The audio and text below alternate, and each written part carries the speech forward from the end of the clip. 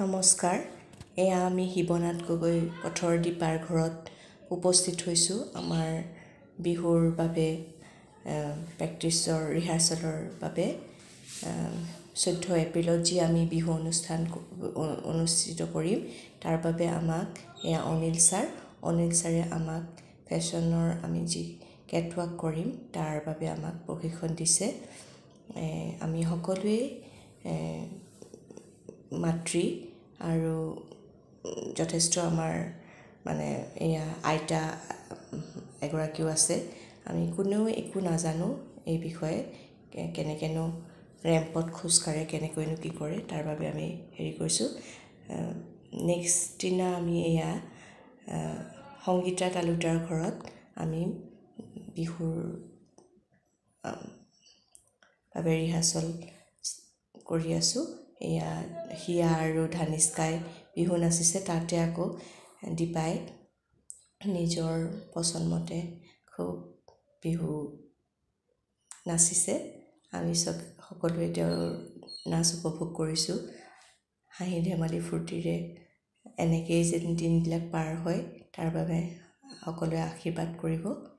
আৰু 14 এপ্ৰিলত আমাৰ ওচৰে পাঁজৰে থকা সকলোৱে যেন আহি আমাক উৎসাহিত কৰে। এয়া অনিল ছাৰে আমাক কেনেকৈ খোজকাঢ়িম গোটেইখিনি, দীপাক কেনেকৈ কেনেকৈ খোজকাঢ়িম গোটেইখিনি শিকাই আছে। আৰু অনুষ্ঠানটো যাতে ভাল হয় তাৰ বাবে আপোনালোকৰ আশীৰ্বাদ বিচাৰিলোঁ। দীপাই বৰ সুন্দৰকৈ শিকিছে, পাৰিছেও, কাৰণ আমাৰ এই বিষয়ে কাৰো একো পূৰ্ব অভিজ্ঞতা নাই। আমি গোটেইখিনিয়ে আমাক শিকাইছে অনিল ছাৰে। আমি খুব শিকিবলৈ যত্নও কৰিছোঁ। আপোনালোকে আহি আমাক উৎসাহিত কৰিলে ভাল পাম। আৰু আমি এই ফেশ্বন শ্ব'ত যি কাপোৰ পৰিধান কৰিম সেয়া আমাৰ নতুনকৈ বুটিক খুলিছে হাতসৰী আমাৰ চৈয়দা মাৰুফাই, তেওঁৰ কাপোৰ পৰিধান কৰিম আৰু সংগীতা তালুকদাৰৰ গহনা আমি সেইদিনা পৰিধান কৰিম।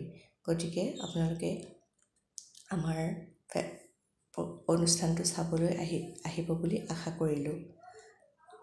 এয়া নেক্সট মই শিকিছোঁ, মোক শিকাইছে। এয়া খুব পাৰোঁ নোৱাৰোঁ যত্ন কৰিছোঁ। ইমান দিনটো ৰোজা ধৰি ইফতাৰৰ পিছত যথেষ্ট ভাগৰ লাগে, তথাপিও এইখিনি দিনত স্কুল কৰি ৰাতি ইভিনিং আকৌ এইখিনি কৰা এটা মানসিক শক্তিৰ প্ৰয়োজন, যিটো মানে যত্ন কৰিছোঁ যিমান দিন মানে সুস্থ হৈ থাকোঁ।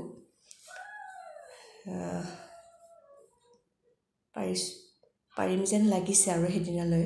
আজি এয়া ছেকেণ্ড ডে প্ৰেক্টিছ কৰিছোঁহে। এয়া মাইকটো লৈ কেনেকৈ কথা ক'ম সেইখিনিও আমাক অনিল ছাৰে শিকাইছে। তেখেতক অশেষ ধন্যবাদ জনাইছোঁ। আৰু আপোনালোকে আমাক এই অনুষ্ঠানটোত চাবলৈ আহি উৎসাহ জনাব বুলি আশা কৰিলোঁ। ধন্যবাদ।